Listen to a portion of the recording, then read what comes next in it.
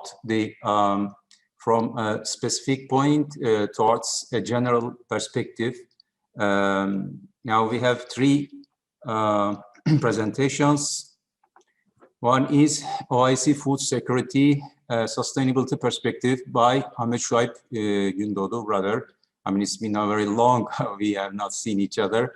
I mean, this is a good opportunity to meet, even though through in the digital platform. I hope we will be meeting soon, face to face. Okay, this is very valuable because Ahmet Şuayb focuses on a really important, critical, crucial sector, food security. And the second presentation will be on the current trends in Sharia compliance, ESG investing as a good, a very comprehensive perspective. And the third one is a very good touch upon the roots of our understanding based on muwaha, brotherhood in Islam. And you know, the Medina Muwakhat is a good, very important indication of our understanding. I mean, the very fundamentals of understanding in Islamic economics. Now, we are starting with Ahmet Şuayb, brother Ahmet Şuayb. Okay, the floor is yours. Let's start. By the way, let me remind you that we have now our session will end at 15:30. So let's share this duration. So each presentation would be fine if you keep it in 20 minutes. 20 minutes.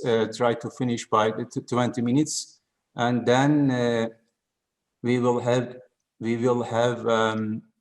for some time for the Q&A. Okay, Ms. Şuayb, the floor is yours.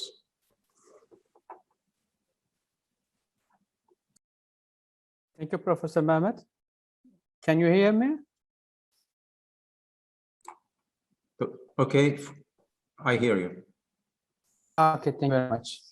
I'm very happy to be here, and it has been a long time since we last met, and it's very great pleasure to be here. And the paper is related to OIC food security issue, and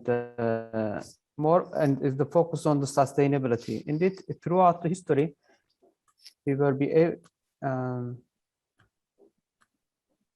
okay, just a second. Okay, so throughout history, indeed, this food security issue have been there, throughout the history. And sometimes in the history of humanity, we had food security, but the main issue was the sustainability. For some time, like 30 years, 40 years, there was the food sustainability. Then again, there was a big problems in the supplies, and this issue has not been resolved. And again, in 2008, 35th session of the OIC Council of Foreign Ministers, they decided to address this food security issue, and they established the OIC food security institutions. But as you see from the presentation, they had specific, the mandate given to this OIC food security institution. What is common with all these propositions, and including the OIC food security organizations activities, they are more related to supply side issue. The idea was that, the assumption was that if we can solve the supply issue, if we can produce more with the investment, so we can sort that with security issues. And this is, in my opinion, I think it will not assure sustainability. In the short run, yes, but in the long run, it will create even bigger problem.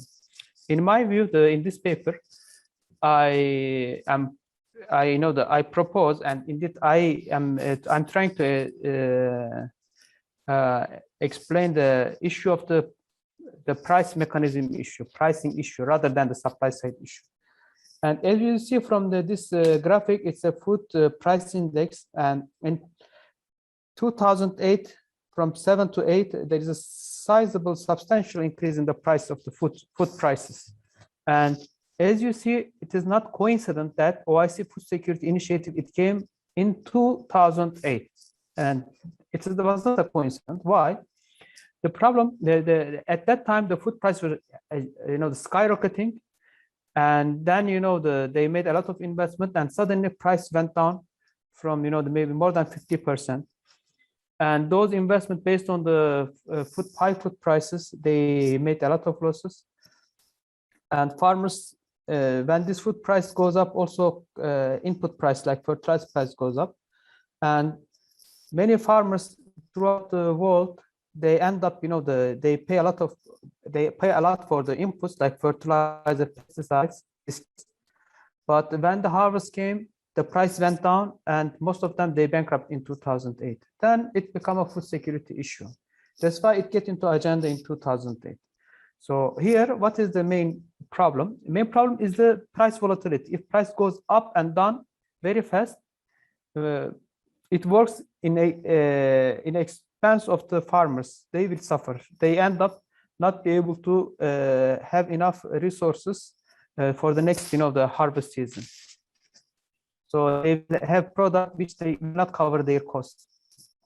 And this is why in 2008, this food security issue first came into the attention of the international organizations. But I propose that they did not understand the dynamic.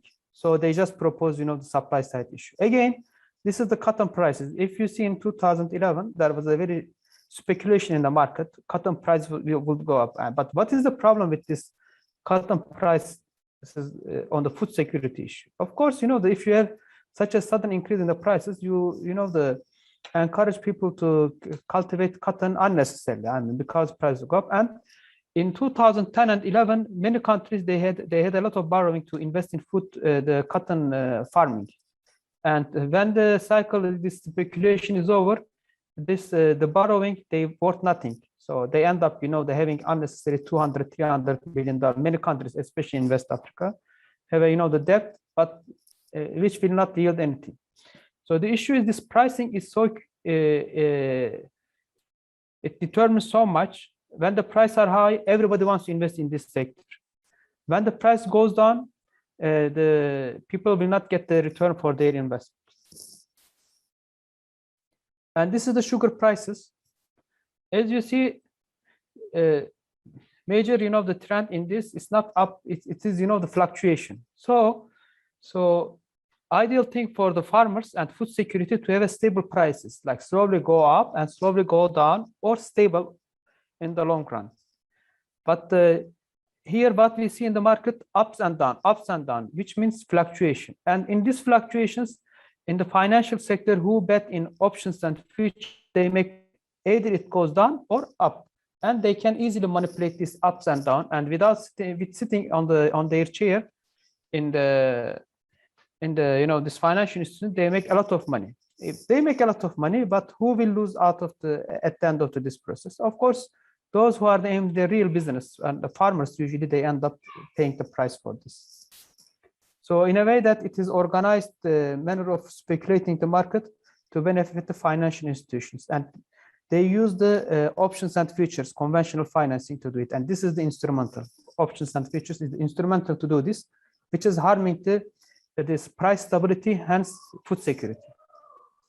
So I have been in my, the academic career work on these issues, and I identified several key areas, cause, and I had a proposed solutions. And for drought, conventional solutions, traditional, what we do, irrigation and drainage product. So if you have a water problem, what to do in the conventional understanding, you just build a big dam, and but the big dam is not enough. When you start irrigation, you increase the underground water level of the area. So you need to have a drainage to take out these water roads. And then this is a never-ending problem. Again, you need to invest in drainage. Again, you need to, this drainage will be a problem again. So it will be a kind of a wheel. You just pour water, but it's coming out. So it is non-stop, the resource allocation for this, and the result is not good at all. Ideal thing would be not to have a big infrastructure. My proposed solutions has been have a flexible infrastructure, like very small infrastructures, not big dams, and like, the river banks, and to have a crop selection based on the realities of the soil and the water in the region. So if you select the crop which is good for this region, and with this soil and water, you don't need such a big irrigation issue. But if you want to irrigate some, the fantasy products in a place where you shouldn't do, and the result will be in the long run, in the short run, you can make a profit. In the long run, it will be a very big issue. For instance, olive trees, they are supposed to usually grow in a slopes. You should not do it in the plain area, especially when the underground water level is very high. And but the farmers, they prefer to have a the plain area, because you can have a big size farms, and you can use machines in the plain areas. But the problem is, in the short term you can make good profit, but in the long run, underwater ground level, underground waters, they will decay the trees, and you need to have a big the work to make sure that it will not your trees will not get die, and you need to do a lot of chemicals and this and that. In the long run, you will end up making a lot of losses. So the main cause is because you choose the wrong selection for this the soil. And second cause, in my view, this food security is lack of agricultural input and FX loans. And so you can solve this out with having a good input pricing, and you can have a profit loss sharing microfinance with local prices. So you should ring fence the farmers against the FX losses, the FX fluctuations on top of price fluctuations.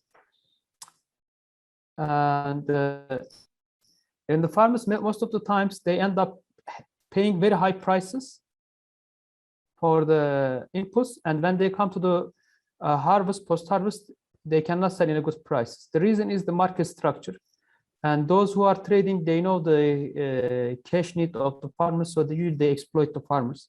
And for this reason, traditional solutions, the third item, is the cooperatives.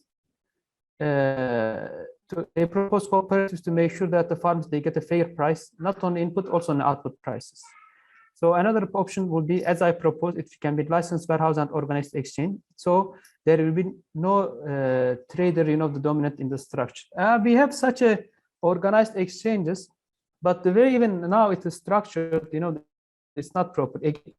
I can freehand to the traders. So ideally, it should be farmers should be empowered in this organized exchanges. So we have 3 cows, and I tabulate the conventional solution, and these are the proposed solution. However, the real issue is related to price formation. Price fluctuations in input and output markets, it should be stopped. This can be done with global partnership. The price of the agricultural product is globally, if the wheat is here 300, another place it's 400, the wheat price is 300 because it's the lowest price, the reference prices. So we don't have a luxury of having local, regional, or country-based sustainability. We should have the global partnership. And the speculators should not be allowed to bet on the price movements in non-Sharia compliant options and features.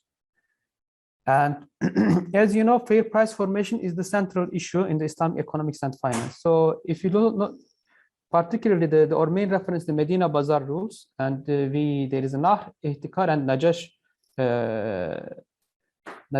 the constraint in Islamic finance to ensure that there is no unfair price formations. So Nahr is, we should not force farmers to sell their products lower than the market price by the government by setting the ceilings. Ihtikar, not to allow people to hoard the commodities and keep it, so to artificially increase the prices in the market. And Najash is to increase the price by the one after another betting. And today we have in commodity exchange, unfortunately, they do this Najash very often, and they artificially keep increasing the price, and then they just dumping it. When they dump, it will be a disaster for the many people. And apparently, it seems it's an organized matter in the financial sector. They do this type of manipulation with Najash, and we as a humanity in the global end up paying for this. And very few people, they make good money out of it without any work effort, but we suffer. I mean, farmers, they go bankrupt, and people who live in the urban area, they end up paying very high prices. And nobody tried to understand the real, the villain in this product, in this process. In my view, if we can stop non-Sharia compliant options and futures, we can solve 50% of the problems. So we can automatically solve. So we just should not allow these options and the futures. So people cannot bet like in a the gamble house, the price will go up and down, and they cannot manipulate the price formation. So unless even my studies, I proposed many solutions before, even without addressing this issue, this fair price formation, we cannot. So, and I propose that we should immediately stop these options and futures, so we can solve 50% of the problems. We can have a better food sustainability. 50% is related to these options and futures and fair price formation. But then we have a remaining thing. The remaining thing is we should stop big irrigation projects, like dam projects particularly, because we are artificially changing the underground water level and the geography of the places. And we should not use mass chemical inputs. Instead, we should adopt crops based on the soil and water realities of the region. So in this way, we can decrease input use, like fertilizer, pesticide needs. If you, for instance, if you cultivate, the cotton in the place where the underground is low, it automatically will grow. We don't need much. But if you, instead of cotton, if you put oil or olive trees, you need to have a lot of, the work to do and invest. You need to use a lot of chemicals to make sure that this olive trees will not. Which means we need to change the business model from mass scale farming to smallholding farming. So historically, the smallholding farmings have been only a sustainable business model throughout the history. We had the communist experience of big farming, kolkhoz, and we have a capitalist system now. We have a big dam, have a big farming area with machines. Both of them, they couldn't yield the result. Both of them, by the way, they had a short-term solution, but made things even worse in the long term. And now this is what we are going through. After all this big irrigation project, dams, chemical, fertilizers, pesticides, we start to see the unfortunately formidable result of all this wrong process. So we need to change our business model to have a small farming, small scale farming, the smallholder farming. And smallholder farming, it is defined for to have more than 4 hectares of area. And lastly, for sustainable food security, there is no concept of comparative advantage in agriculture. Like, in economic, they say, okay, if I can grow wheat here and other country can produce, the corn, we can trade on this. Unfortunately, in agriculture sector, this doesn't hold. And this is very, I think it's very problematic. I mean, we should not use this comparative advantage for agriculture. Every country should produce as long as crops fit their soil and water regime. So most of the countries, they can produce more than one product. And for like slopes, they can produce like some trees. And for plains, they can produce based on the reality of soil, they can produce specific type of products. So we should ask every country to produce as much as they can. The reason is, I mean, we cannot rely on one country or one region to produce a lot of products. In case, there is a regional disaster, it will be a big problem. So every country should make sure that they produce as much as they can, but they should not do in a way that have a very big infrastructure investment. And they should focus the focus of agriculture should be identifying the right crop selection based on the soil and water realities of the regions. And most importantly, and I'm closing my the presentation. And as I said, if we can stop these options and futures non-Sharia compliant, so we can have a better price stability and fair price formation. And this is the most important thing. So we should stop this financial speculation in the market. I thank you very much, Professor Mehmet.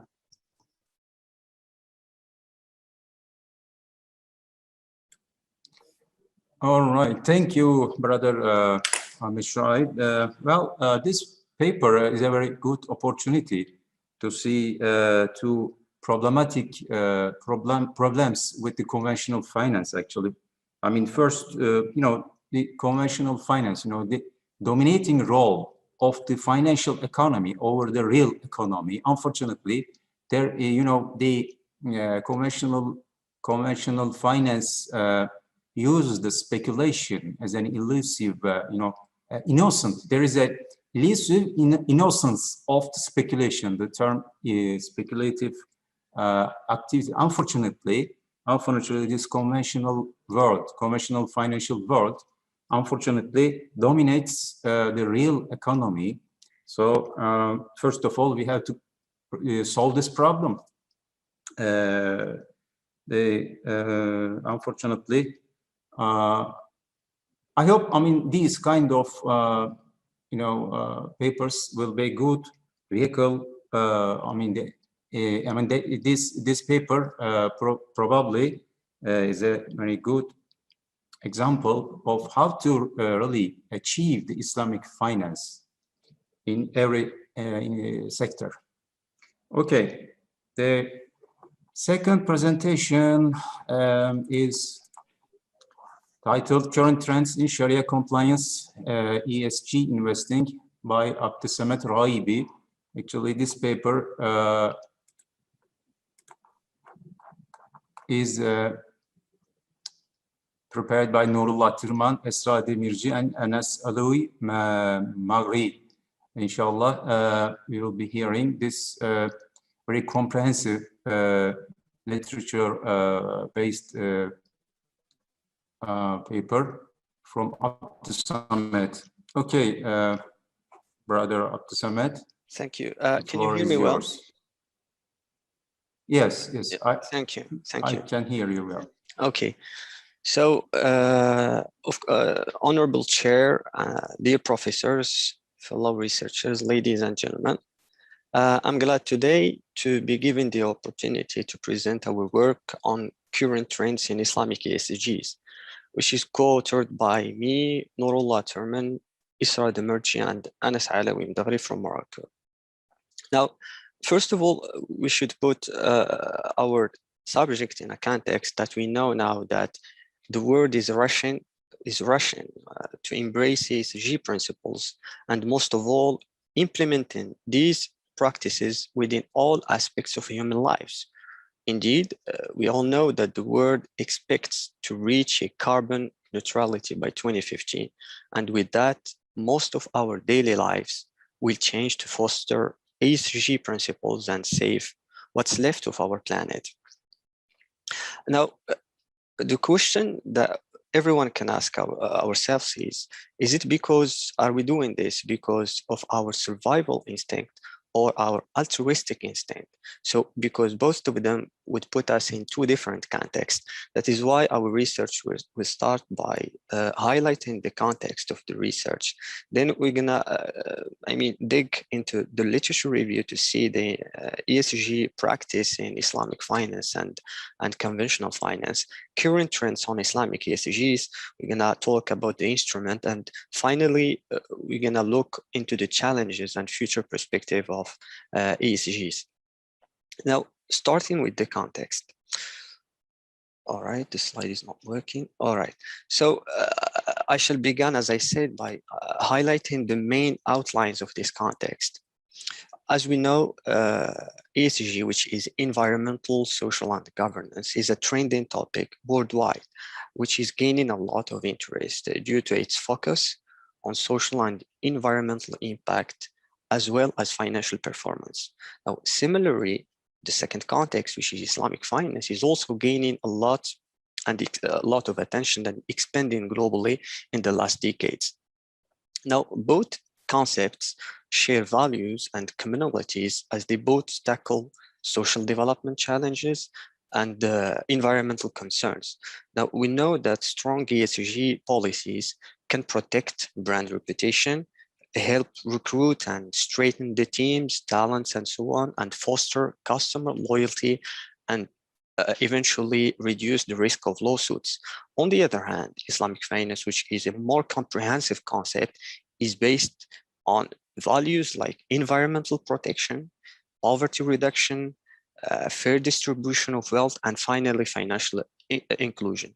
So as we can see, there are a lot of commonalities between Islamic finance and ESG, but the question is Islamic finance sustainable by nature? Do we need to call it sustainable? As we all know that financial inclusion, distribution of wealth are inherent features of Islamic finance. So this is briefly the context of this research. Now, coming to the problem, we know that Islamic finance and ESG concepts have different historical processes and practices because they both grow in different culture, but can they converge? Can we say that ESG, one day we might see ESG practices and Islamic finance converge? So this is the real question, because as I said, ESG foster financial stability, economic growth, poverty alleviation, and wealth distribution. And also Islamic finance promoted the same concept. So that is why we need to ask ourselves, to what extent can Islamic finance and ESG converge? In order to respond to this question, we looked into the literature on Islamic ESG, and we found that there is 2 points toward Islamic finance and ESG can converge. First of all, the practice of screening, and second of all, the practice of investing. Now, the mandatory screening process, because we know that if you want to adhere to a Sharia compliant environment, you need to go through a 2-tier screening methodology, because an important pillar of Islamic finance is the prohibition of investment in certain activities like tobacco, casino, pork, and so on. Now, Sharia compliant products, it can be stocks, bonds, and so on, should be screened to avoid these industries. And the same practice is done in the ESG concept. Like investors in ESG concept, they put guidelines and they put restriction to their investment environment. But the difference is, in regards to Islamic finance, the prohibition of these activities is based on Islamic law. But in the ESG environment, these practices are based on the willing of the investors. For example, an investor should choose not to invest in for example, the weaponry, but another investor should find it very suitable to invest in these sectors, which depends on the investment strategies. So we cannot, in this sense, say that we can see in the medium long term a convergence between Islamic screening methodologies and ESG screening methodologies, because one depends on law, Islamic law, and the second one depends on the willing of investor. Now, if we look at the idea of excluding unethical businesses, we can see mutual interest. I mean, there is interest between ESG and Islamic finance because they have similarities, but the concept is, what can we do to converge these? Should we focus on sustainability and ignore other sectors, for example, interest-bearing activities? An ESG investor could find it so well to invest in the financial sector, even though it generates interest, but an Islamic investor cannot do that. Now, the second part of the literature review is based on the investment. What are the main investment products that are being invested in according to ESG principles and according to Islamic finance? The first one is socially responsible sukuk. Now, the practice of socially responsible sukuk is very mature now that we can see that after 10 years, SRI sukuk are very used. Although Islamic finance is similar in this context to, for example, sustainable bonds, but they are a major source of divergence, which is the source of funds. In Islamic finance, the source of funds should be lawful, but in the context of conventional finance, the source of fund does not matter. So in this context also, there is a big divergence between the investment in ESGs as a conventional concept and the investment in Islamic finance. The second one is stocks. ESG stocks are stocks that, for example, respect the environment and have a eco-friendly impact on on the world.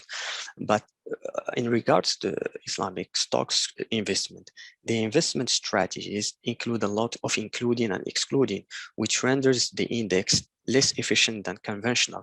And here we can draw a comparative study, quantitative comparative study, and say which environment outperformed the other. And most of the studies till now, there isn't no trench answer on this regard. Now, but the most interesting part here is the green finance. In regards to green finance, there is a lot of convergence between ESG and Islamic finance. So SRI, which is social responsible investment by nature, is a crucial component in the Islamic moral economy. We can see that the issuance of green sukuk have been expanding and are, the numbers now are above $10 billion since 2015, which was the first green sukuk which was issued by Malaysia. And now after 10 years, the green sukuk has a lot of potential to be included in the MENA region and in South Asia. And the technicalities of green sukuk and green bonds are the same.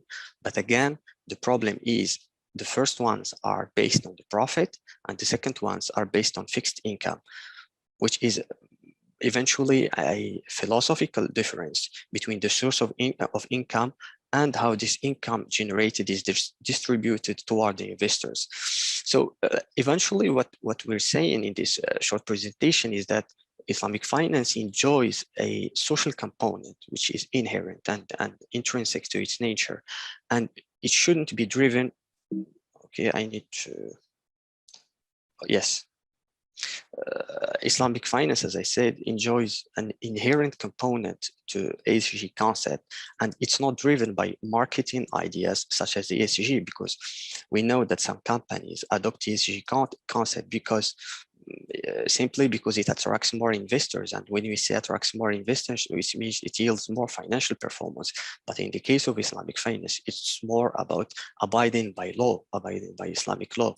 So the conclusion that we can draw on this is, can Islamic finance and ESG converge?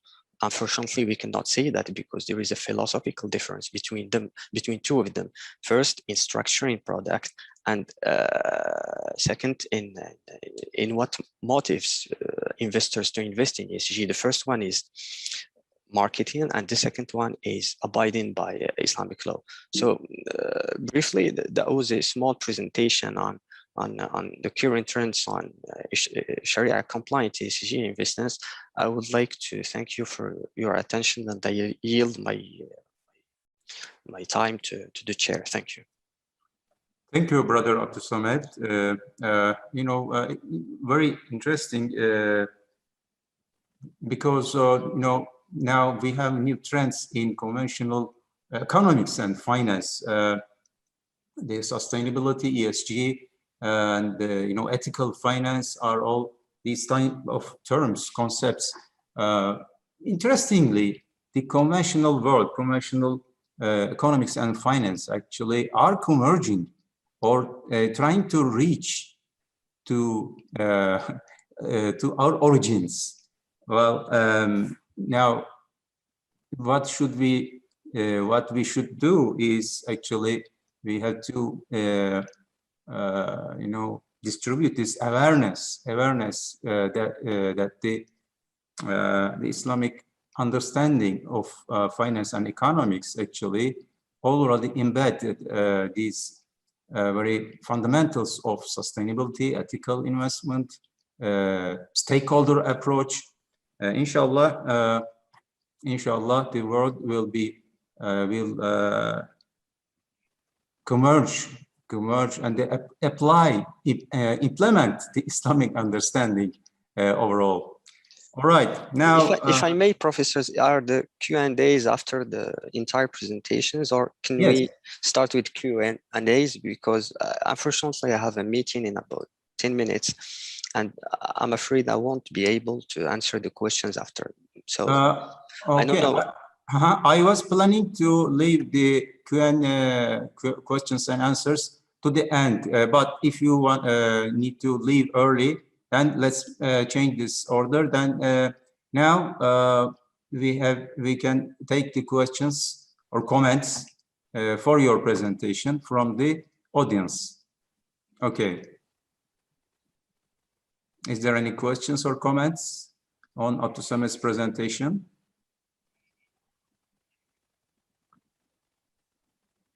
If not, then we may continue with the third presentation. Thank you. From Said Mohammed Bubakar, Green Islamic Finance Framework based on the model of Muwakhat Medina. All right, Brother Abu Bakr, the floor is yours. Assalamu alaikum warahmatullah. Thank you for having me, Professor Mohammed Siraj and all other my colleagues, specifically the presenters before me who have beautifully presented their research, and I have gained so much insight from their presentations. So my paper is basically on a real green Islamic finance framework, and based on the model of Muwakhat Medina, or we may call it in English, Brotherhood of Medina. I shall be giving a brief introduction and background of this social contract and partnership contract. And before I move on to the slides, let me give you a brief explanation and brief introduction of what my paper is about. So we have seen and we have reading a lot of information about ESG and green Islamic and green finance and green bonds and green sukuk and green instruments. But there is also a raising concern about this labeling of green, because there is a term which is being used in financial literature nowadays, which is called greenwashing. So there is no criteria right now or sufficient disclosures which may define this green, what is green and what is brown investments. So for example, there might be some bonds or some instruments, financial instruments, which are labeled green, but they are not actually green because there is not enough information and disclosures. So I shall discuss on that as well. And apart from that, I have proposed the model of Brotherhood of Medina, because in that model, this greenwashing on or these concerns about value creation for all the stakeholders has been taken care of very much. And in the end, I shall conclude my presentation with the suggestion of establishing a research center. And because there are some research center on conventional green finance, for example, there is a center in Oxford University on sustainable green finance. So this is the content information, shareholders versus stakeholders, because as we have seen in Milton Friedman's words, that the only responsibility of an organization and corporation is to create value for the shareholders who are the owners of the business. So there was no concept of stakeholders before that. And similarly, we have then ESG consideration, because they are an important part of decision making nowadays at board level specifically. And then we shall see the performance of ESG companies. And then we shall be moving towards the model of Medina Brotherhood. And finally, the proposal and suggestion of establishing a research center.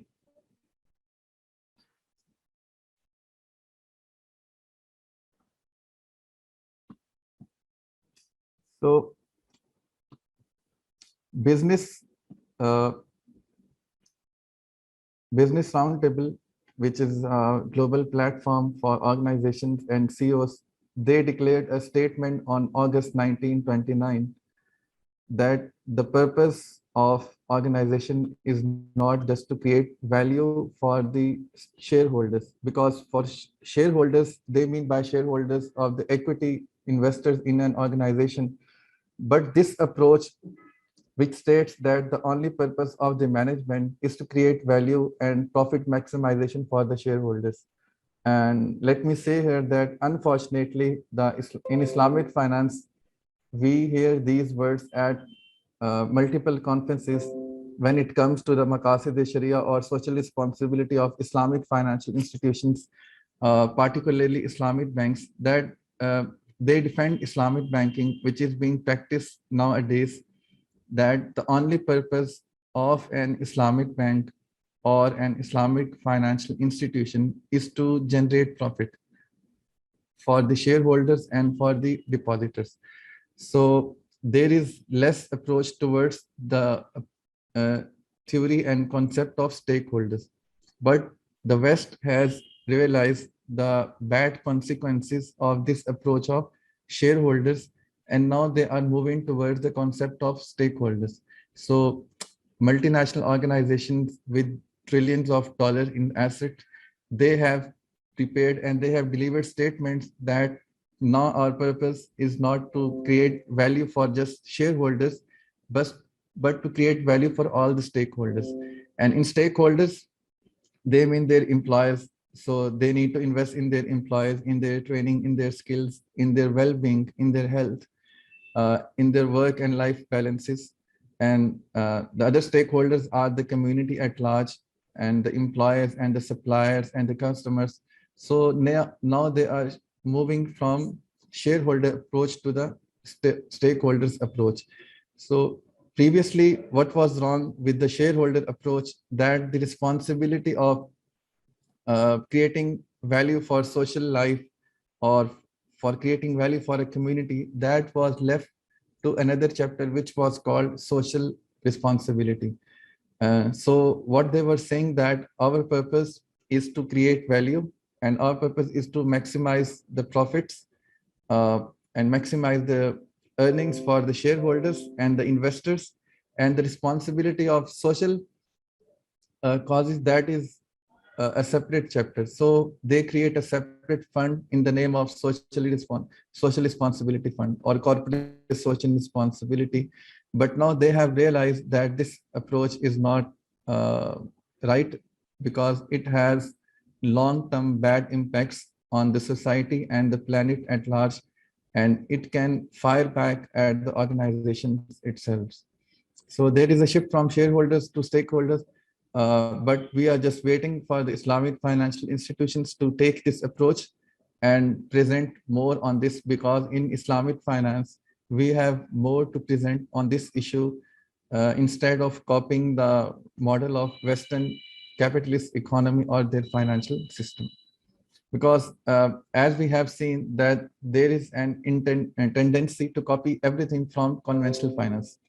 We are developing products which are similar to conventional finance.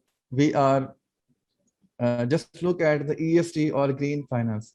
We have copied this concept after West has moved in this direction. So we are basically following the Western economy and Western financial system. So we have more in our literature in Islamic finance, in Islamic economy, to present on this approach instead of waiting for the West to take this approach and then copy them. So this was just a comment. So what are the ESG considerations? This is for just the audience, I believe, which may include the students as well. So ESG considerations means environmental, social, and governance issues, and making them the part of decision making at the board level. Because whenever a decision is made by a board level or by the senior management at a company, they used to ignore these factors previously. But now they have realized, as I stated before, that now they are taking these considerations into their financial decision making. So there was problem like climate change, because they are long-term as well as global. So if we look at the accounting scandals or large frauds in financial history of the world, so they were promoted by short-term approach. The management uses short-term approach, and they show and they present good numbers in their financial reports, but the decisions they take, they have longer term effects, and they are popped up at a later stage in time. So these problems, ESG related problems and climate related problems, they are actually long term and they affect the global level. For example, if we look at the climate change, it doesn't affect a certain region only, it affects the whole planet of the world. And there are countries which are poor and which are third world countries, but they are badly and they are more affected by these decisions and by these issues than the developed economies. So these ESG consideration basically non-financial factors, but in financial analysis today, they are part of the financial analysis.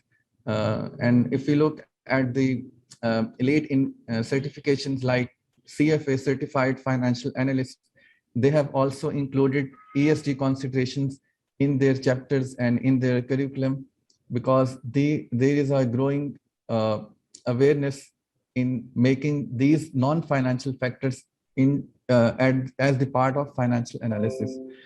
But the issue is that these ESG considerations are not part of mandatory financial reporting, because the international accounting standards like IFRS or the gap of American system, US system, they normally issue standards on financial reporting. But the ESG consideration, there is no standardized approach while reporting on these issues. So currently there is a board, Sustainability Accounting Standard Board, which is a standalone board on deciding on issuing and developing the standards specifically for the ESG financial reporting in financial reports of organization.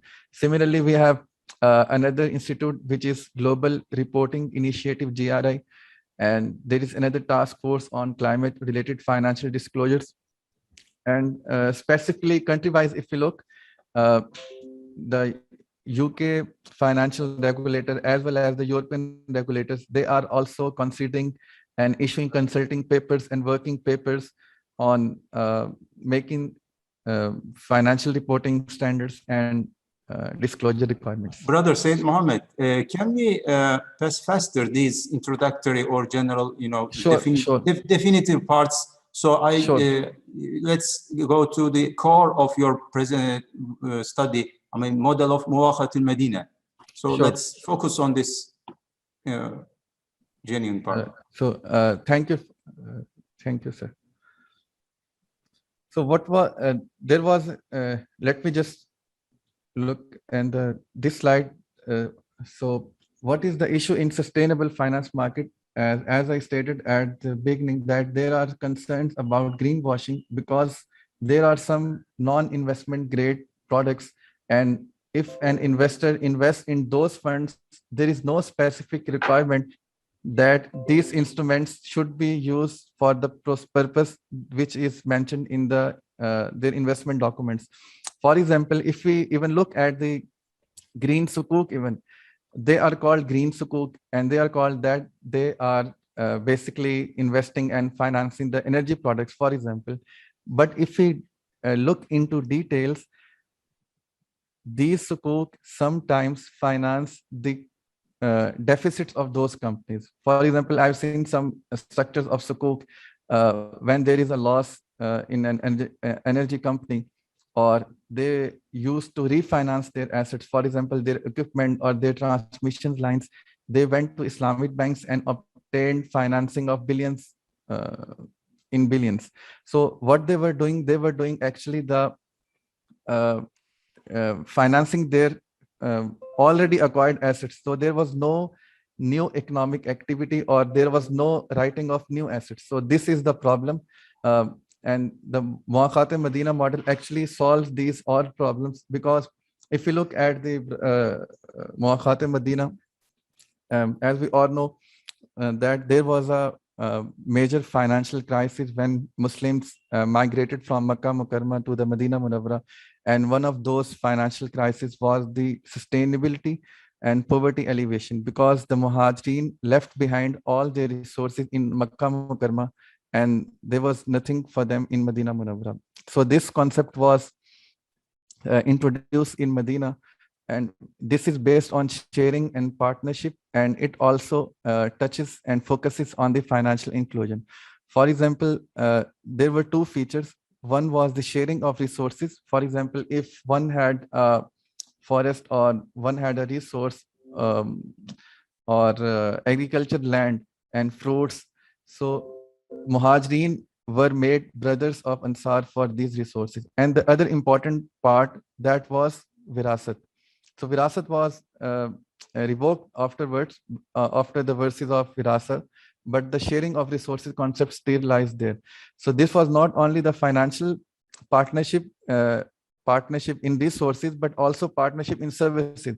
For example, in Medina Munawwara, the Ansari Kabilas of Aus and Khazraj, they were experts in agriculture, but they had no expertise on trade and these activities. On the other side, the Muhajirin who came from Makkah Mukarramah, they were experts in trading and they had no experience of agriculture.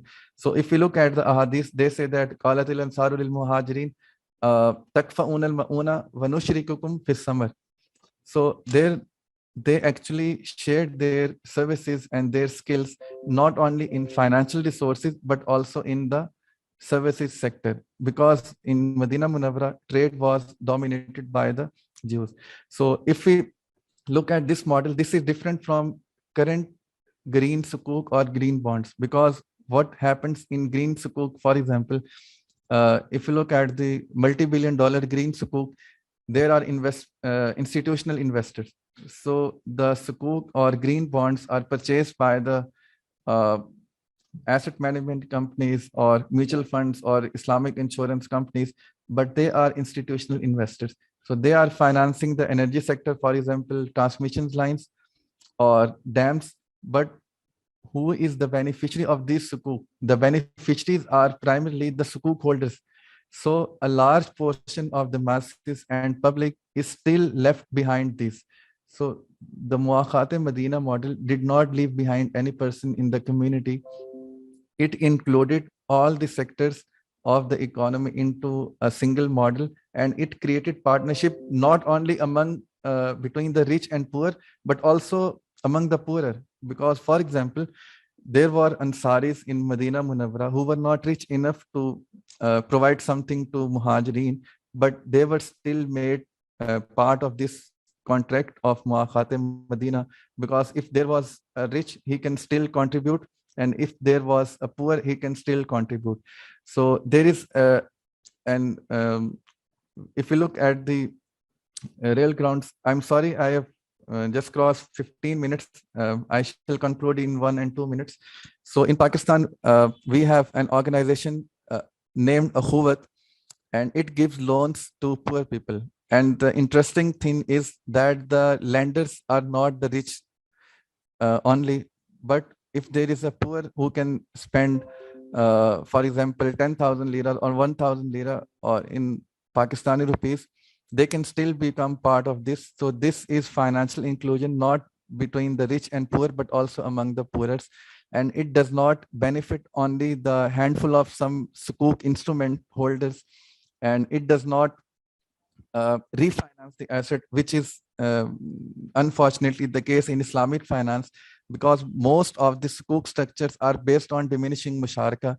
In diminishing musharaka, this is again sale and lease back. You purchase an already purchased asset and you are just refinancing, and you are just meeting their working capital requirements and not entering into new economic activities.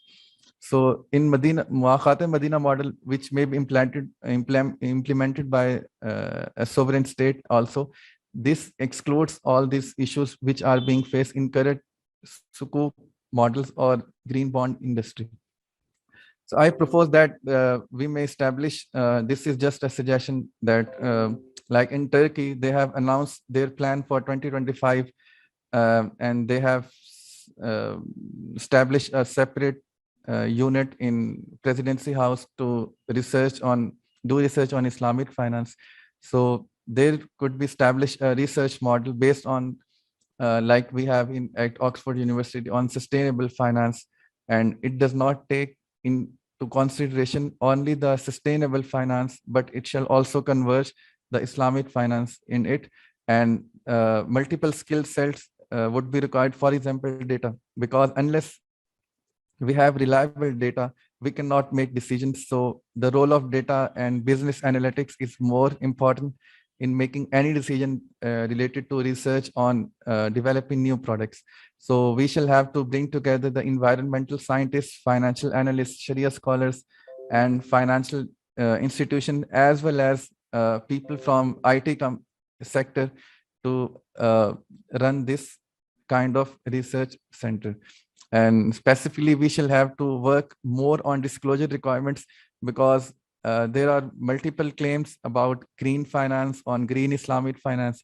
But as we have seen in Islamic finance, because banks claim that they are Islamic, but in some jurisdictions, people are not aware of, or they have doubts about, is it really Islamic or not? So we need to make sure that there are enough disclosure requirements in green Islamic finance. So we may not be facing the issue we currently face with the perspective of Islamic finance. So there is no greenwashing in Islamic finance. And if we label it green Islamic finance, it really is green. So this is it from my end. And I'm sorry for exceeding the time limit by 3 minutes. Jazakallah. Okay. Thank you, brother Sayyid Mohammed. Now, as I said, I mean, the conventional finance world are discovering, I mean, they are discovering our really fundamental values, sustainability, ethical investment, stakeholder approach, everything. I mean, these kind of terms already, they belong to Islamic understanding, Islamic Iman, Tawhidi approach. But unfortunately, we cannot say that the Islamic countries are really implementing this understanding. So, inshallah, we can quickly, inshallah, we will be implementing this understanding in our system, in our financial system. All right, now if there are questions or comments on the presentations, now it's time to take these questions and comments for Brother Ahmed Gündoğdu and Ebu Bekir.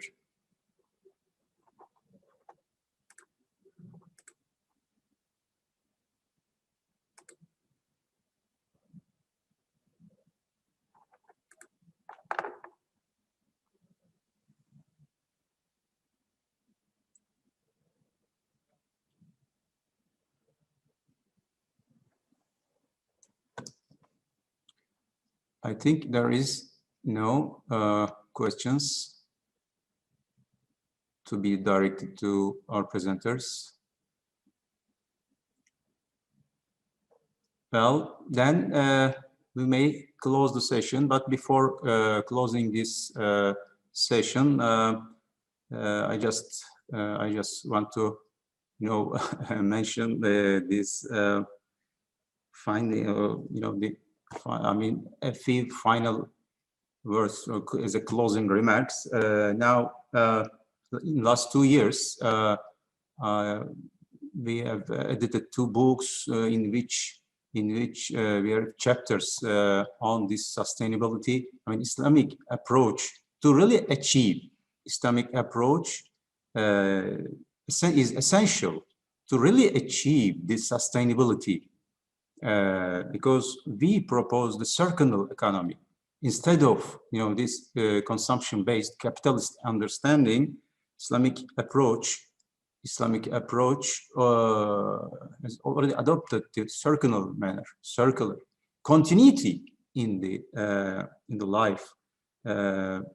So we have to change our understanding in the minds of lawmakers in our countries, okay, the administration, the government, and the understanding in the governments, understanding in the academia, understanding the whole law system. legal system need to change in order for us to really implement this Islamic economic and financial understanding, financial system. All right. Okay, I thank you for your presentations and for listening to these presentations, all participants. So their brothers in the organization, is there any other comment? All right. Okay. Now we close this session. Thank you for your participation. Welcome again. And now we move to session number 2, entitled Islamic Finance and SDG. The chair of this session is Assistant Professor Dr. Hakan Aslan. Dr. Aslan will be guiding this session for 1.5 hours. Over to you, Dr. Aslan. Thank you, Amal, for giving me the chair. Assalamu alaikum to all who are joining this fruitful discussion of the Islamic economics and finance. In the second academic session of the Congress, we're going to discuss Islamic finance and sustainable development goals related academic papers.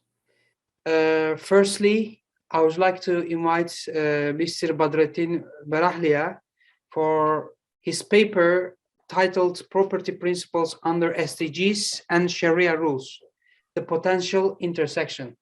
So, Mr. Badrettin, floor is yours, please. Okay, thank you. Please let me share the screen for 1 minute. Before your, Mr. Badrettin, please, before starting your presentation, could Yes. you please just introduce yourself briefly, just 1-2 minutes, then you can start your presentation. Thank you. Yes. Could you let me share the screen, please?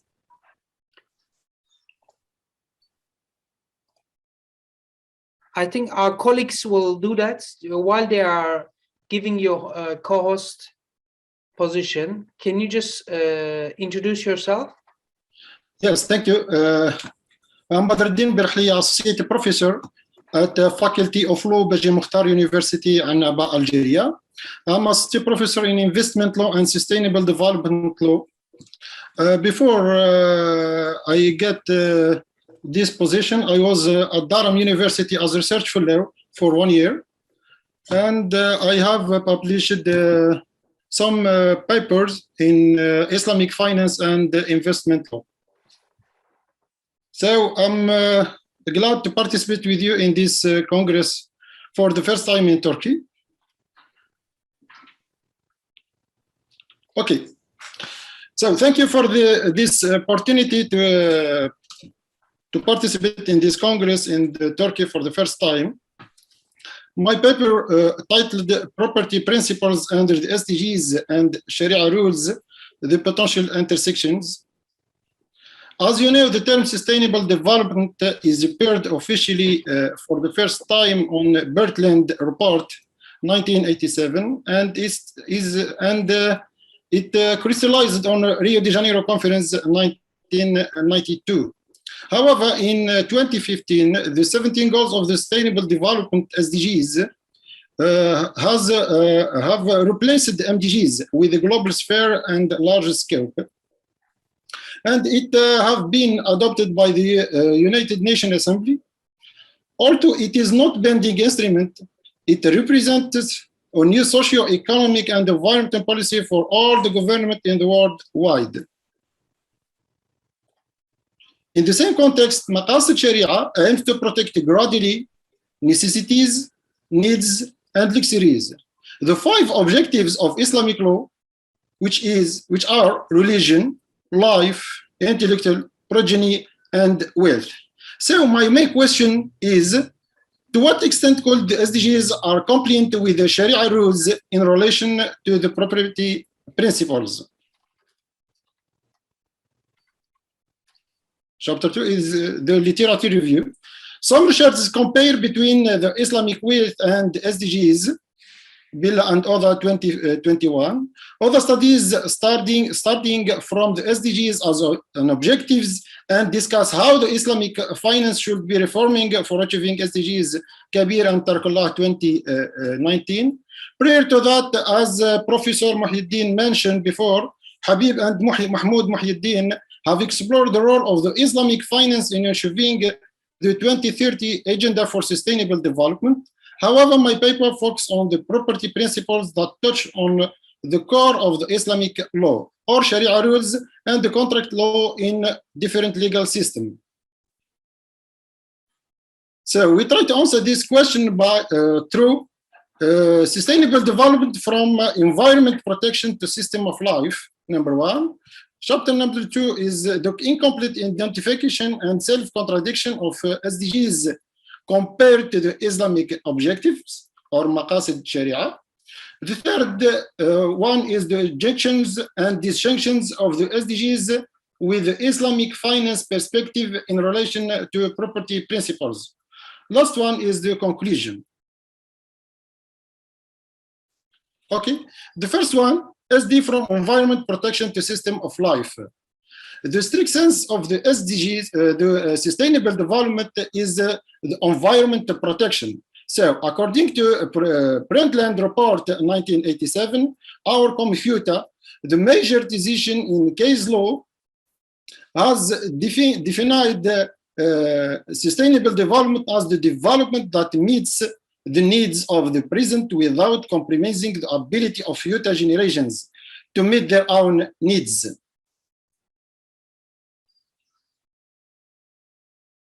However, the broad sense of the sustainable development became a system of life. So according to the Center International of Sustainable Development Law, the concept of sustainable development requires accommodation, reconciliation, and integration between economic growth, social justice, including human rights, of course, and environmental protection objectives toward the participatory improvement in collective quality of life for the benefit of both present and future generations.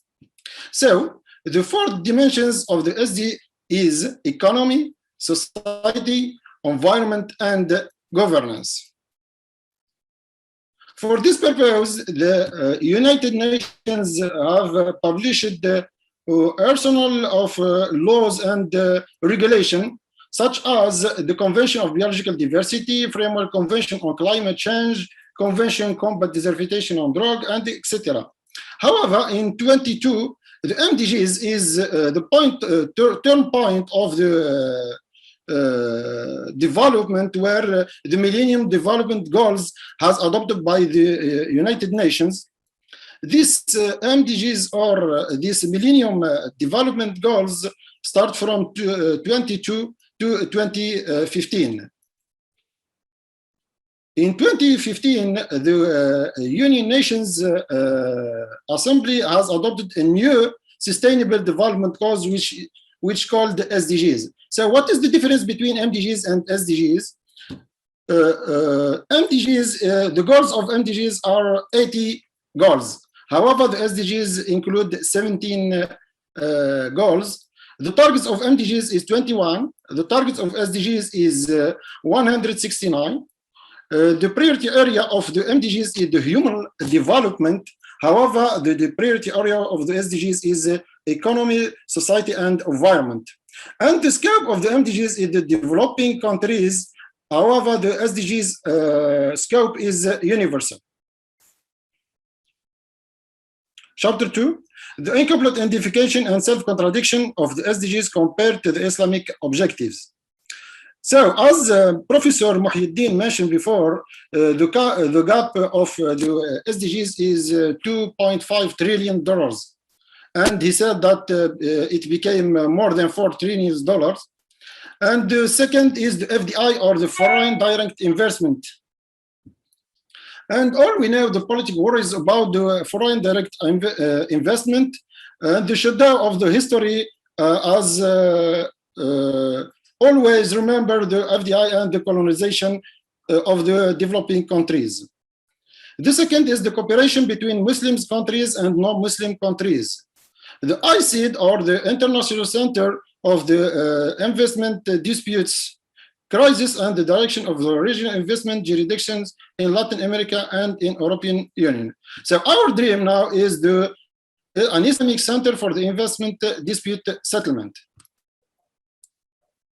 Okay, the universality of the Maqasid Sharia.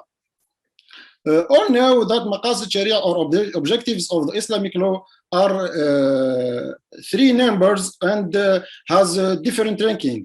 Daruriyat, Hajiyat, and Tahsiniyat. So Daruriyat is the 5 universal necessities. Al-Hajiyat is needs related to the validity of transactions, and Tahsiniyat is luxurious or all the beautiful purpose.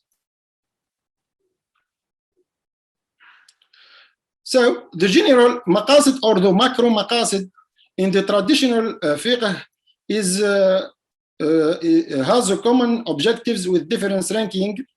Al-Ghazali 4015 in 4015 Hijri said that the common objectives are religion or faith, life, intellectual, progeny or posterity, and property or wealth. However, Ibn Abd Salam in 577 add another targets to these objectives, and in the last decade or in the last century, Tahir ibn Ashur in the general maqasid of Islamic Sharia has divided maqasid into kinds. 5 macro objectives and micro objectives or micro maqasid, and he focuses on the marriage and the financial transactions. So the chapter 3 injection and disjunction of the SDGs and the Islamic finance perspective in relation to the property principles. The first maqasid is religion or faith. As we know, in the Maqasid Sharia, the main and primary objective is safeguarding religion. However, we don't find this in the SDGs. The safeguarding life is a common objectives of Maqasid Sharia and SDGs. The intellectual or al-aql is also a common objectives of the Maqasid Sharia and SDGs. However, in the SDGs, there is no forbidden of minimizing alcohol and drugs. The progeny or the nasl is a common project or is a common objectives of Maqasid Sharia and SDGs. And the last one is the wealth or al-mal is the common objectives of Maqasid Sharia and the SDGs. However, in the SDGs, there is a debt crisis and gambling and gharar, etc., etc. It's a table, but I can't show you to you. Sorry for that. Okay. The word property have been repeated twice on the 169 targets in the SDGs. The goal number 1 and the goal number 5. The goal number 1 states that by 2030, we try to ensure that all men and women, in particular the poor and the vulnerable, have equal rights. And Professor Muhyiddin has speak about the equality or social equality and economic equality, have equal right to economic resources, as well as access to basic services, ownership and control over land and other forms of property, such as inheritance. So the same paragraph we found it in the goal number 5, control over land and other forms of property and financial services and inheritance and natural resources. So in these 2 paragraphs, goal number 1 and goal number 5, we find that the SDGs required equality in inheritance. So does this the same in the Maqasid Sharia? Maqasid, the nature of Maqasid Sharia is everything belongs to Allah. However, the SDGs, everything is belong to the human. The vigilancy on the earth. In Maqasid Sharia, believers, writers, servants. However, SDGs is the human. The main target of the property in Maqasid Sharia is to promote benefits and repel harms. And the main target of the SDGs is the needs of the future generations. The financing. The financing of Maqasid Sharia are government, social finance, zakat, awqaf, sadaqat, qard hasan, etc. And the statistics of the awqaf in the world is more than $1.5 trillion. So it's sufficient, I think, to achieve the Maqasid Sharia through the social finance or the Islamic social finance. Also, there is a commercial finance, sale, ijara, and murabaha. Okay, what is the maqasid of property in Maqasid Sharia in the property?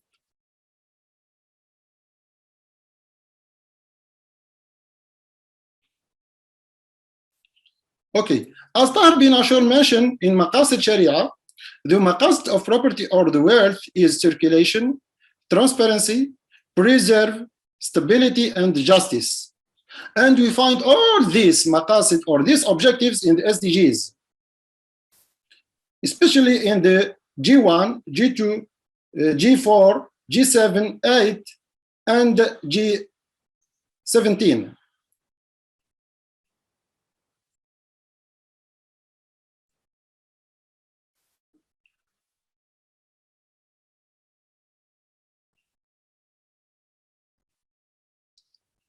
In Maqasid Sharia, the circulation of wealth is achieved by motivate the people to work.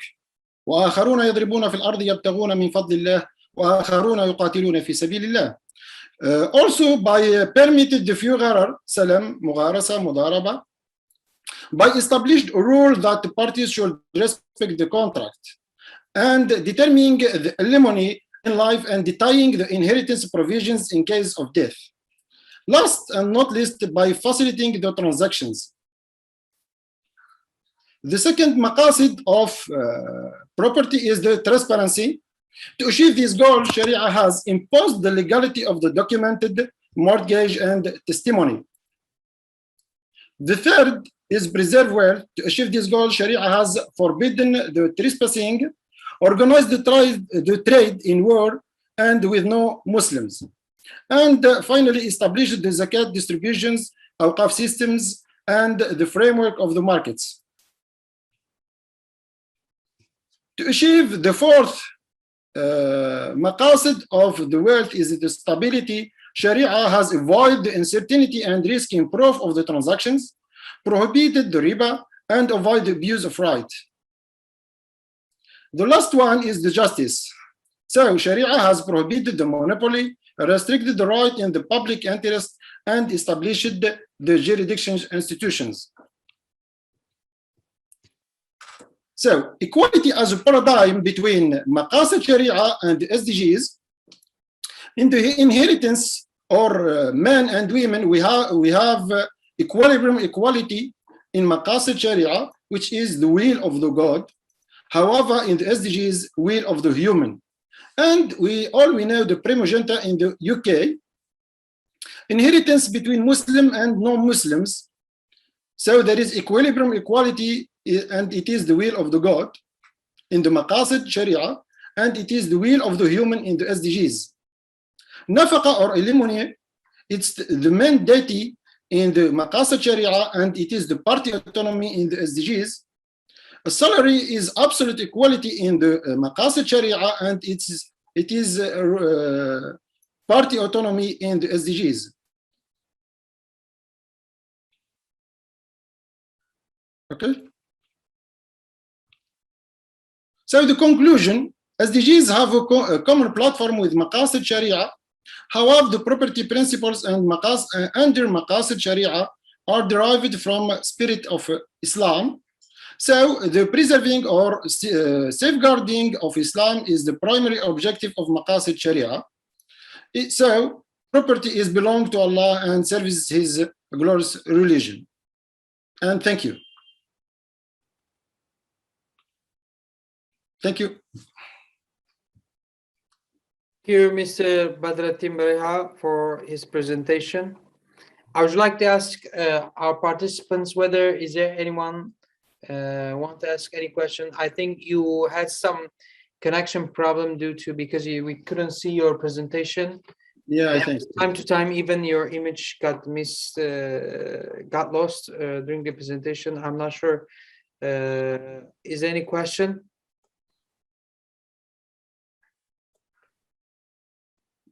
I guess no. So if there's no question, I would like to continue with our second paper. Thank you, Thank you. Mr. Badrettin Bereha, for your presentation. I want to invite Mr. Hamid Hassan as our second presenter. His paper titled as The Quranic Model of Circulation of Wealth and Its Implications for Sustainable Development Goals. Mr. Hamid Hassan, can you hear me? Yeah. Assalamu alaikum. Alaikum salam. Do you have any camera? We cannot see you. Yeah, just a minute. And if possible, you have some environment sound. Are you in somewhere noisy? Because Is it noisy? kind of there's echo or something, I think. Oh, okay, I will do it.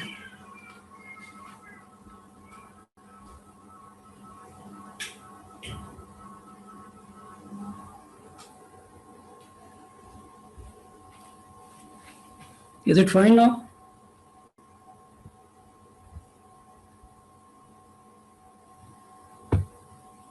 Is it fine?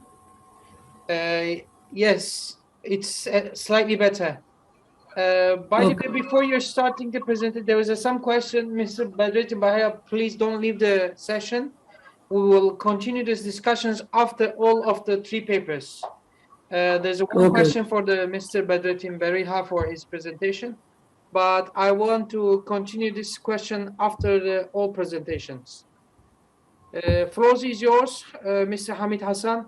Please just briefly introduce yourself and you can start your presentation. Thank you. Thank you very much for invitation for the presentation on my topic. I am assistant professor at the International Institute of Islamic Economics, International Islamic University, Islamabad, Pakistan. And I have the area of research is basically Islamic economics and Maqasid al-Sharia related to economics. So I have written many papers on the Maqasid al-Sharia and socio-economic development in OIC countries. And today's topic is about the Quranic model of circulation of wealth. A slight change in the title, which is Principles and Policies related to the SDGs. Are you getting my presentation?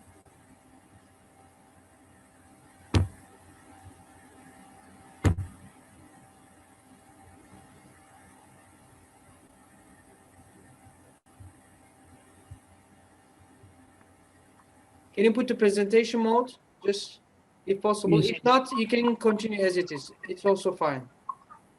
No, because I have presentation here. I also shared that presentation. But Yeah, we can see your presentation. you cannot see? We can see it. You can continue, please. Okay, that's okay. So, so you can see that I will just overview that my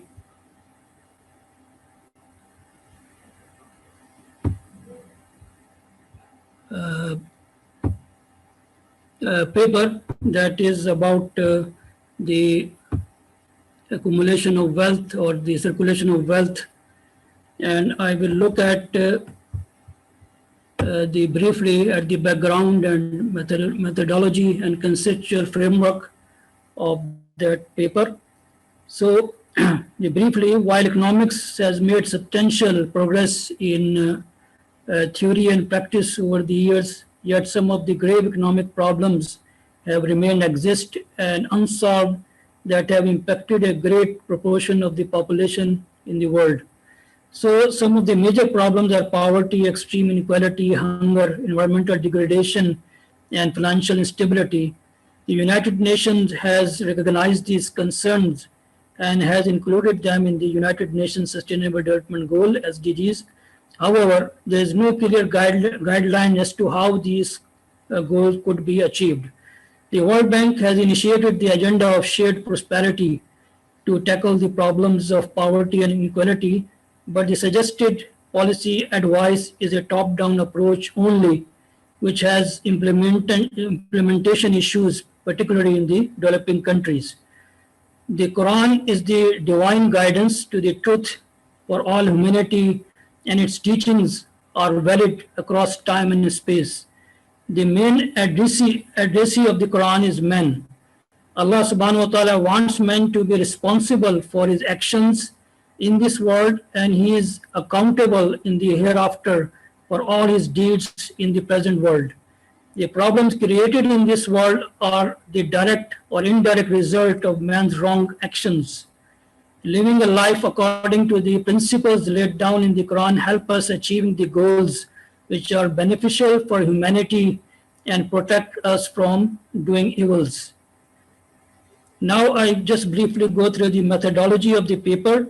This paper attempts to answer the research question raised in the paper that related to the economic, society, resources, morality, culture, religion, spirituality that have direct bearing on the fundamental principle of circulation of wealth in the society.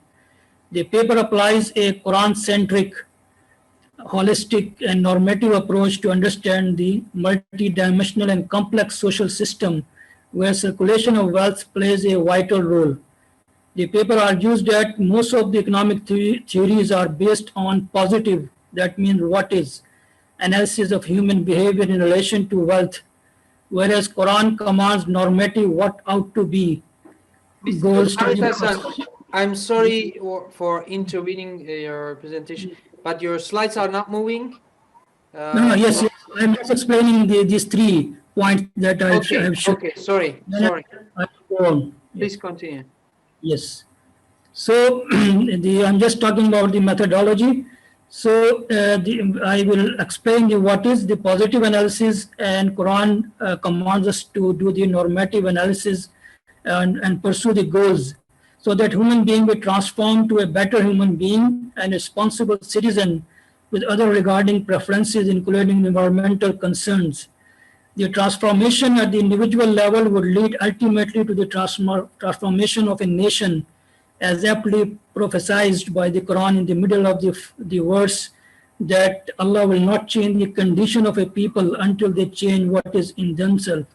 And then lastly, the conceptual framework that will be used in this paper is that it is argued that the equitable and sustainable circulation of wealth in the light of Quranic principle, which combine both moral, which is a bottom-up approach, and legal, a top-down approach dimension, would solve these and other related socio-economic problems and would show resilience in the case of social, financial, and economic shocks.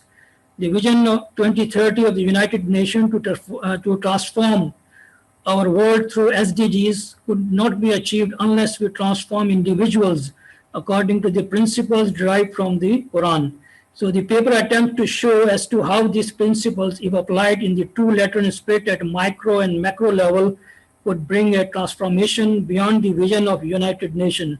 So the real transformation is the human transformation from a state of low values and morality and responsibility to the state of high values and morality and responsibility, a moral transformation. So now this is the overview of the paper. Now I will move to the next slide. So the objective of the paper is that, number one, to drive the core socioeconomic principle from the Quran, then develop a unified conceptual theoretical model of circulation of wealth, and then to apply it to the major economic, social, and environmental problems.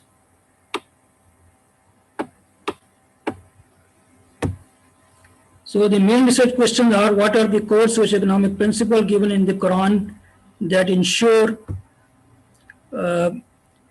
equitable and sustainable circulation of wealth in a society. Number two, how do these principles help achieve some of the sustainable development goals?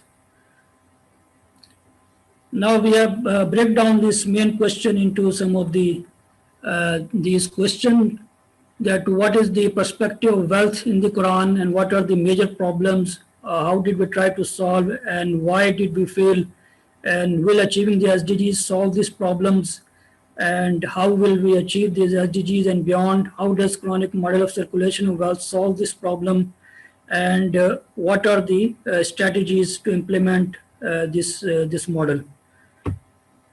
Now we start with the perspective of wealth in the Quran.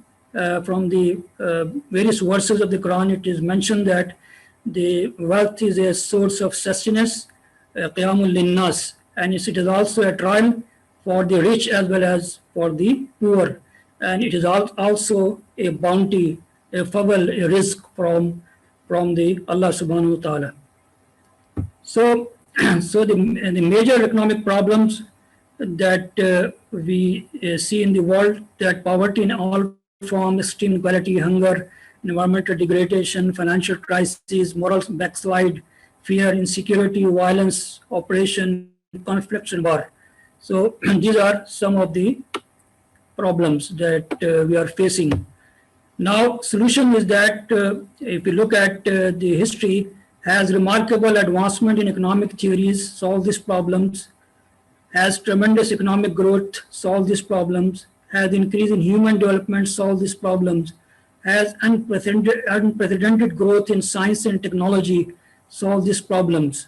So the answer of this question is a big no. So we see that all these problems exist in spite of all these progress. Now we look at the evidence of some of the evidence of this failure.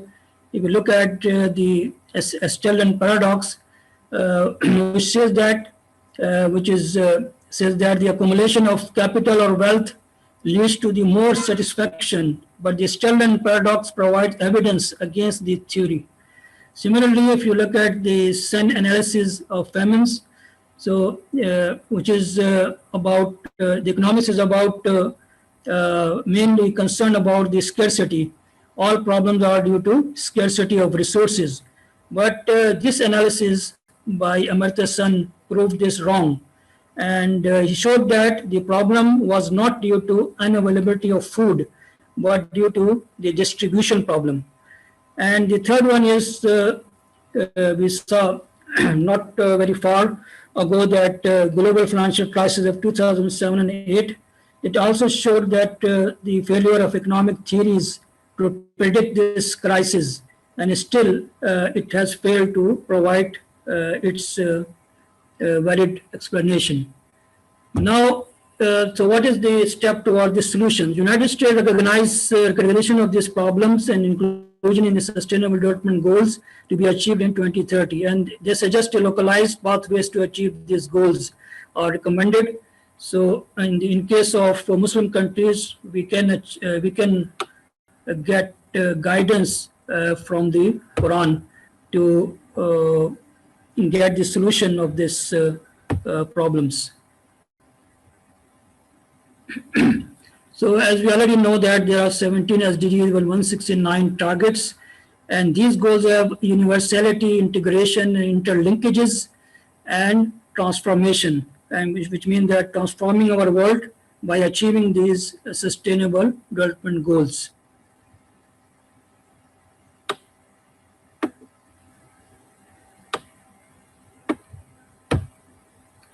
So transformation, what does it mean? Transformation from the present state to the desired state of sustainable development.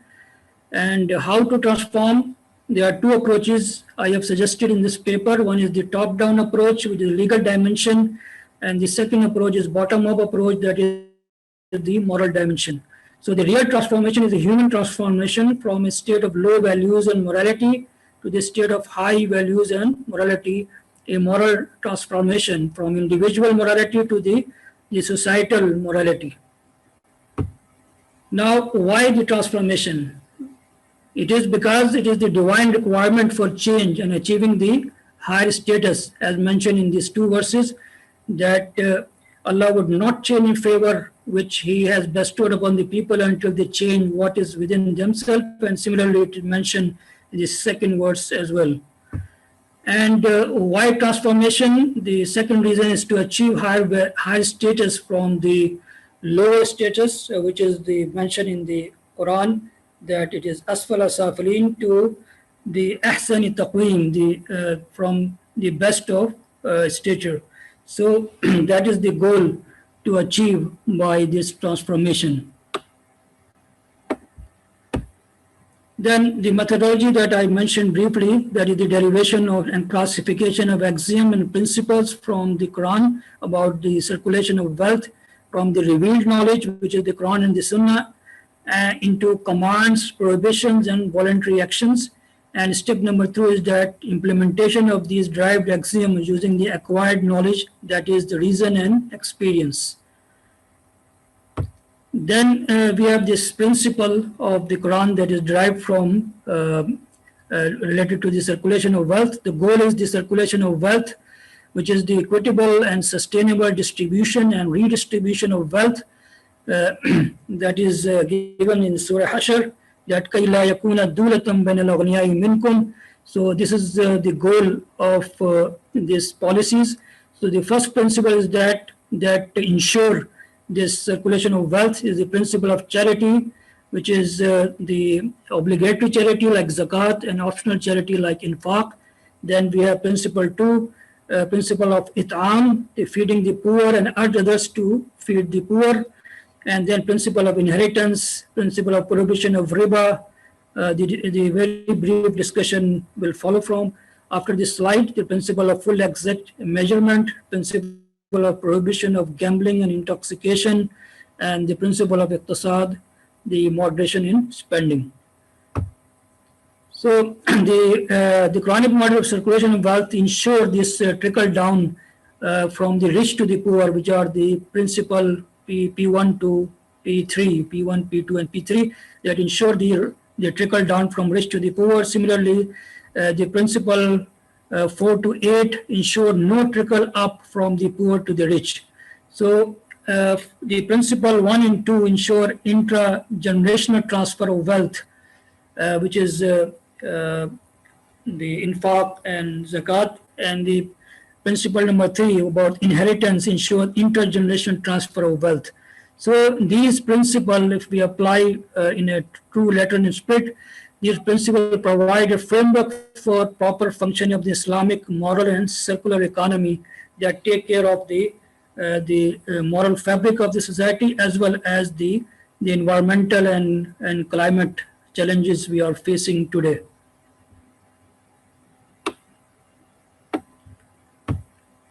So this is just the explanation that some of the principles directly affect some of the goals, SDGs. That for example, the first goal is end poverty in all forms everywhere. So the first principle about the infaq and zakat that will help in eradicating poverty in all forms. Similarly, and hunger, achieve food security and improve nutrition, it's principle number 2.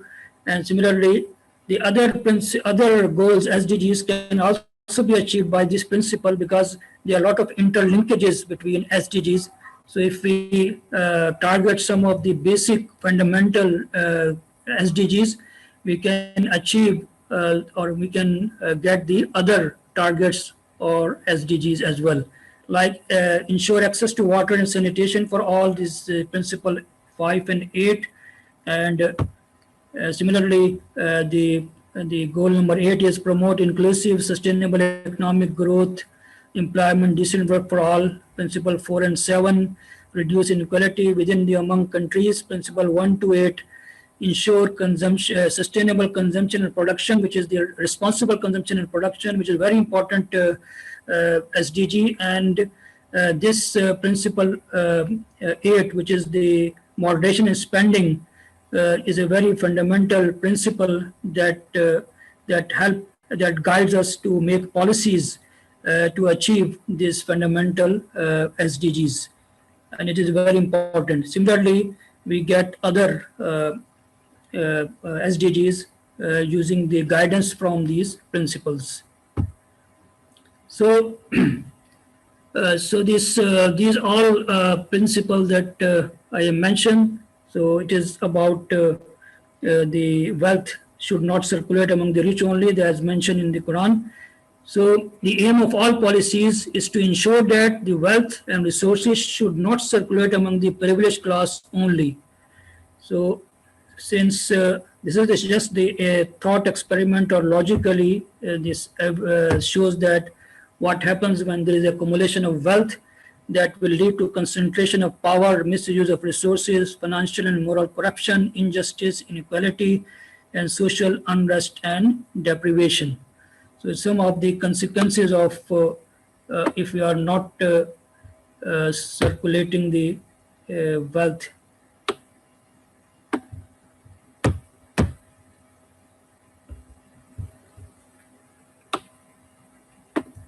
Now, the principle of charity, as I discussed, now just look at the consequences of that. Mr. Hamid, I just want to remind you, have just only 5 minutes left. Okay. Okay. Use your time. Okay. So thank you. So these are some of the consequences of that, or the results of these principles that I mentioned in the slides. I quickly go through this. Like principle of Itam, feeding the poor lead to eliminates the hunger, and it reduces the exploitation of labor, because when the labor is hungry, it can work at any wage rate. So when you provide the feed or food to them, then it will avoid the exploitation of labor.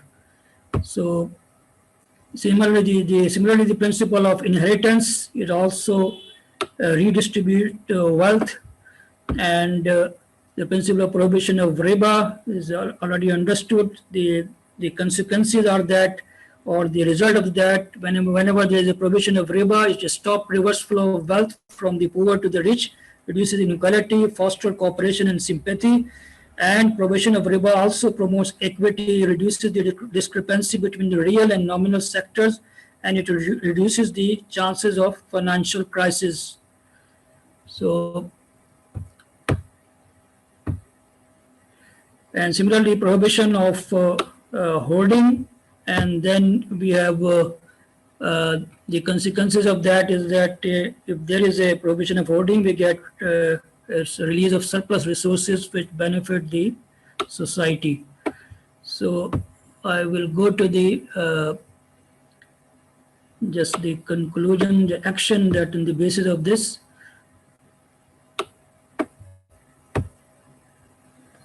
So this is the consequences of moderation and spending. Just the call for action to policymakers. So there is a top-down policy legal dimension which has 3 components: incentive plans. There should be some incentive plans like economic plans as well as social plans. And similarly, there is a deterrence plans, which is maybe general and specific, and there should ensure enforceability of these legal plans across the social classes, that will not just bias to one class, but all across the social classes. Then bottom-up policies that which is the moral dimension. There is a moral education and training at a school level, and similarly there is a public awareness campaign through media, so that we can have this all these principles which is derived from the Quran. They guide our policies, like our theories guide our policies, like Keynesian theory or the classical theories, they guide our policies. Similarly, if we get the guidance from Quran, it has a lot of principles that they guide our policies. So these are the overall structure of the action that we implement these policies in different form, like giving the taxes, tax subsidy, and other incentives to the people to do these actions. So by combining this both policies, legal dimension and moral dimension, you will be able to bring a social behavior and the behavioral change in the society that will not only affect the environment, but also create harmony, social cohesion, brotherhood, cooperation, sharing, and it promotes morality and ethical values which are missing in case of SDGs. There's nothing about this morality and ethical values, but it is the foundation of all these moral transformation. Consequently, the major economic, social, environmental problem listed in the beginning will be reduced to a large extent.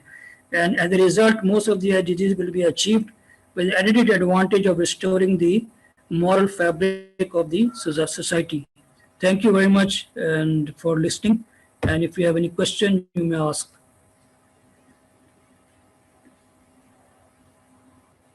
Thank you, Mr. Hamid Hassan, for your presentation. If you have any question, you can also ask in the chat session. I want to continue for the next paper. While if you have any question, we can make it a discussion at the end of the session for all three of the papers. So next paper will be presented by Angelina Quara and Isra Fakir. The paper titled The Contribution of Islamic Finance to Sustainable Development in Southern African Region, focusing on Angola, Mozambique, Zambia, and Zimbabwe. So, Miss Angelina, can you hear me? Yes, I can hear you. Okay, so we can hear you as well. Now you can share your screen if you're going to present your PowerPoint slides or something.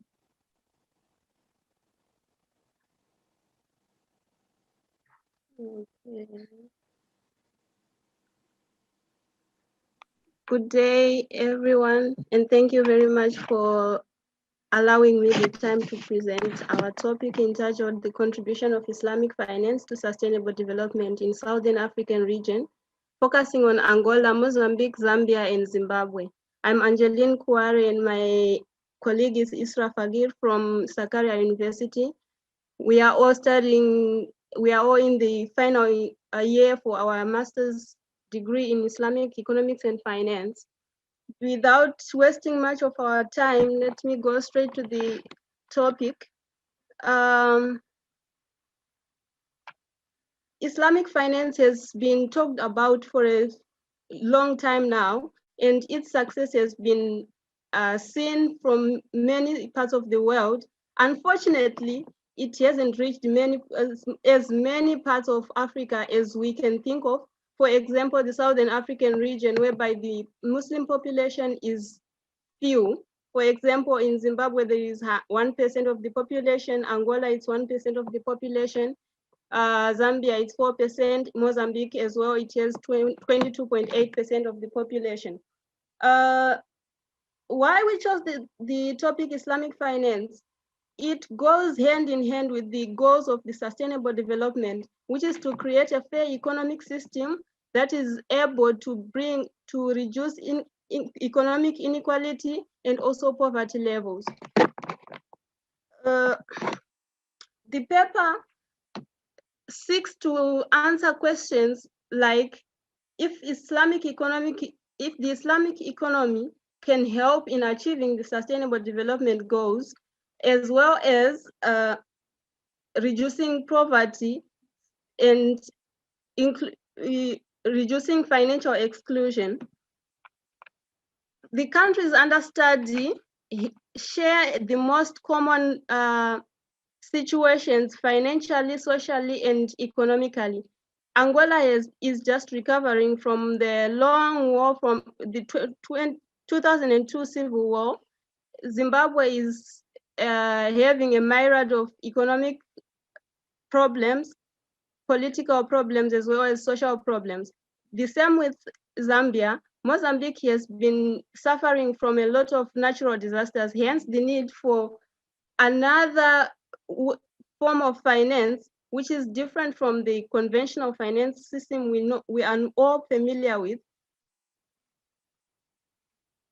Looking at the income equality levels of the above mentioned countries, you can see from the screen I shared, Angola has a 51.3%, which proves to be higher, as well as Mozambique.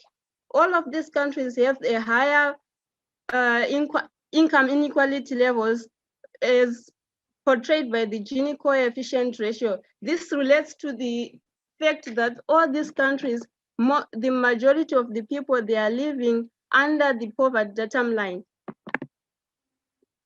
Our paper, the literature, it looks into two aspects.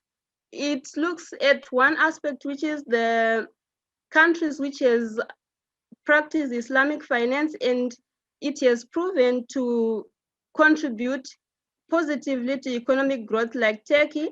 And also the second part, it looks at the possible challenges Islamic finance is to face if it is practiced in Africa.